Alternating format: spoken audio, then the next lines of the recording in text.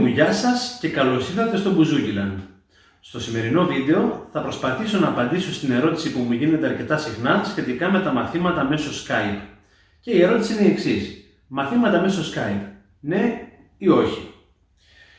Κάθε νόμισμα έχει δύο όψεις, έτσι και αυτή η ερώτηση μπορεί να απαντηθεί με επιχειρήματα και προς το ναι και προς το όχι.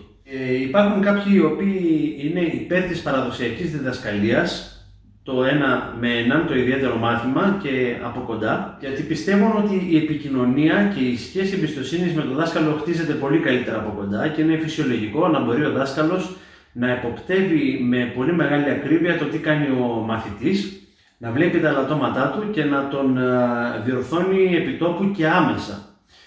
Τώρα, μέσω Skype. Εγώ προσωπικά χρησιμοποιώ πάρα πολύ το Skype για τα μαθήματα, γιατί ταξιδεύω πάρα πολύ, ειδικά αυτή την περίοδο που βρίσκομαι στην Αυστραλία. Δεν μπορώ να είναι φυσική η παρουσία μου στα μαθήματα, επομένως κάποιους μαθητές που τους έχω κρατήσει πίσω στην Ελλάδα, τους κάνω αναγκαστικά μαθήματα μέσω Skype.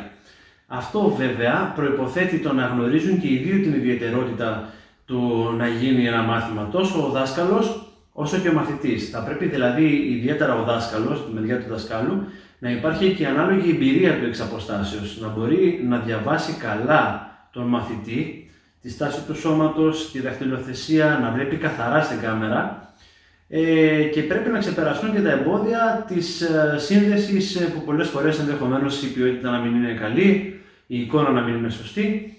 Ωστόσο, πιστεύω πως είναι πάρα πολύ χρήσιμο το μάθημα μέσω Skype, ειδικά αν είναι αδύνατη η παρουσία, η φυσική παρουσία του δασκάλου στο χώρο που θέλει ο μαθητής. Εξάλλου, έχει αρχίσει να γίνεται πλέον και πάρα πολύ διαδεδομένο με την καραντίνα που ζούμε αυτή την περίοδο. Δεν υπάρχει κι άλλος τρόπος διδασκαλίας, δεν μπορεί ο δάσκαλος να έχει άμεση επαφή με τον μαθητή. Οπότε θεωρώ ότι το Skype θα κερδίσει έδαφος. Θα κερδίσει έδαφος και ναι, γίνεται.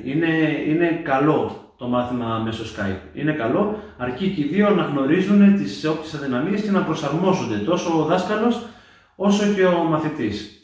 Αυτά σχετικά με τα μαθήματα μέσω Skype. Σας ευχαριστώ που με παρακολουθήσατε. Αν σας αρέσουν τα βίντεο μου, κάντε ένα like και subscribe και θα τα πούμε σε ένα από τα επόμενα βίντεο. Να είστε καλά!